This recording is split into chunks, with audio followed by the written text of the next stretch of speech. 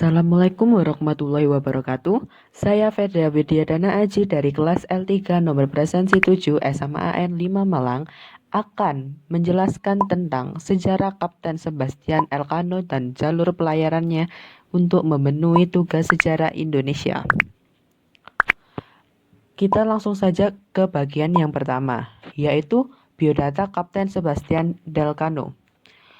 Beliau lahir dengan nama asli Juan Sebastian Elcano pada 1476 di Getaria, Gipuzkoa, Tahta Kastilia, dari pasangan orang tua beragama Katolik bernama Domingo Sebastian Elcano I dan Catalina del Puerto.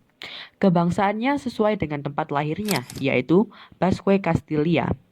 Beliau memiliki pekerjaan sebagai penjelajah, navigator, marinir.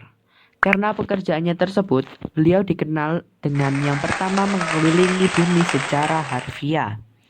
Elcano tak pernah menikah, namun beliau memiliki anak dari hubungan gelapnya bersama Maria Hernandez Dernialte. Anaknya bernama Domingo Elcano III. Beliau meninggal pada 4 Agustus 1526 di usia sekitar 49 sampai 50 tahun. Pada saat itu, beliau sedang menjelajah Samudra Pasifik. Penyebab kematian beliau adalah malnutrisi atau biasa disebut dengan kekurangan nutrisi. By 1518, the route to the so-called Spice Islands was dominated by Portugal. Spain wanted a route of its own. Tadi adalah biodata dari Kapten Sebastian Elcano. Selanjutnya kita beralih ke jalur pelayarannya. Pertama, ekspedisi ini terdiri dari 5 kapal, Concepcion, San Antonio, Santiago, Trinidad, dan Victoria, dengan kekuatan 241 orang pada tahun 1519. Elcano ikut terlibat dalam pemberontakan melawan Magellan sebelum konvoi ini menemukan jalur melewati selatan benua Amerika, Selat Magellans. Ia diampuni oleh Magellan dan setelah dirantai dan kerja paksa selama 5 bulan, dijadikan kapten kapal. Kemudian berlayar menyeberangi Samudra Atlantik menuju pantai timur Brasil dan kemudian ke Puerto San Julian di Amerika dan berlayar melewati selat tersebut. Kru San Antonio memberontak dan kemudian kembali ke Spanyol. Dari peta kita dapat melihatnya. Selanjutnya kita beralih ke tahun 1520. Pada tanggal 28 November 1520, 3 kapal berlayar ke Samudra Pasifik dan 19 awaknya tewas sebelum sempat mencapai Guam pada tanggal 6 Maret 1521. Konflik dengan penduduk Pulau Rota membuat mereka tidak bisa mengangkut suplai air dan makanan. Namun kemudian mereka mendapatkan cukup air dan makanan untuk berlayar ke Filipina dan menetap beberapa minggu. Mereka menjalin hubungan baik dengan penduduk lokal, ikut serta dalam perang suku di Kepulauan Mactan, dan bahkan berhasil mengkristenkan penduduk lokal. Selanjutnya, pada tanggal 27 April 1521, Magellan terbunuh dan mereka dikalahkan oleh penduduk asli dalam pertempuran Mactan. Masih itu kebingungan siapa yang harus meneruskan kepemimpinan Magellan. Pemimpin akhirnya ditentukan melalui voting dan kepemimpinan dibagi dua antara Duarte Barbosa dan João Serrao, yang naasnya juga tewas 4 hari kemudian dibunuh oleh Raja Humabon, yaitu raja setempat di daerah Mactan. Misi ini menjadi bencana dan João Lopes del Carvalho berinisiatif mengambil alih komando dan berputar-putar di sekitar kepulauan Filipina. Dalam 6 bulan pelayaran tanpa catatan setelah kematian Magellan dan sebelum mencapai Kepulauan Maluku, kepemimpinan Elcano bangkit setelah kacaunya para pelaut di bawah kepemimpinan Carvalho yang lemah. Kedua kapal yang tersisa hanya Victorian dan Trinidad. Akhirnya mereka sampai di Maluku pada tanggal 6 November 1521-an.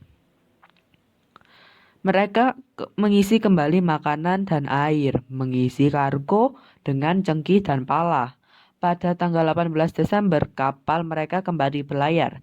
Trinidad sayangnya mengalami kebocoran yang tidak bisa diperbaiki. Namun, Carvalho memutuskan tetap di kapal bersama 52 orang lainnya, berharap bisa berlayar kembali nanti. Kapal Victoria yang dikomandani Elcano bersama 17 orang pelayar asli dan 4 orang Timor meneruskan perjalanan melalui India dan Samudra Atlantik. Mereka sampai di Sanlúcar de Barrameda pada 6 September 1522.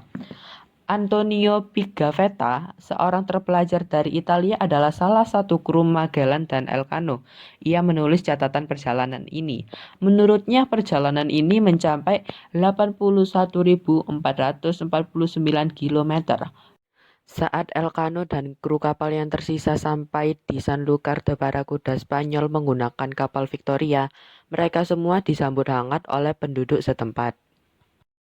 These pioneers were driven by Christian zeal and profit.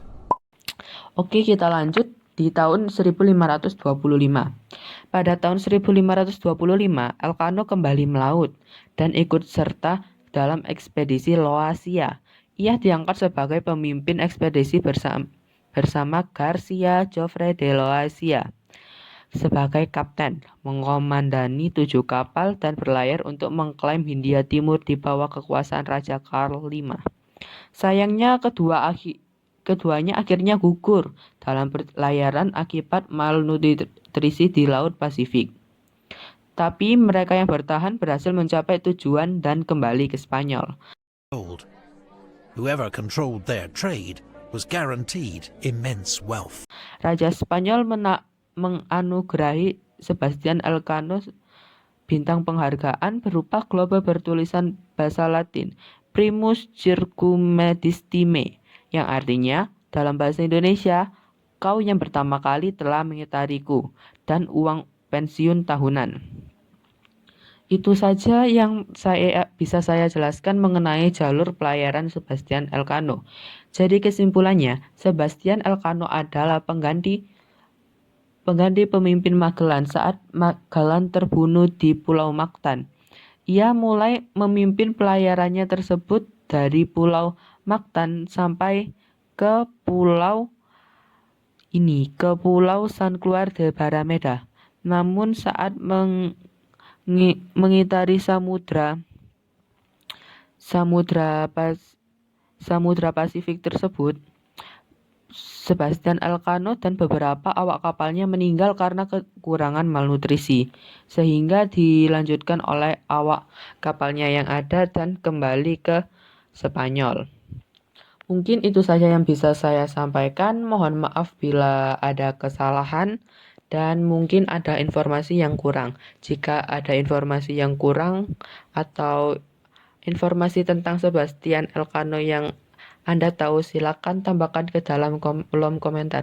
Terima kasih sudah melihat video ini sampai habis. Wassalamualaikum warahmatullahi wabarakatuh. Saya Veda Widedana Aji, pamit undur diri. Terima kasih.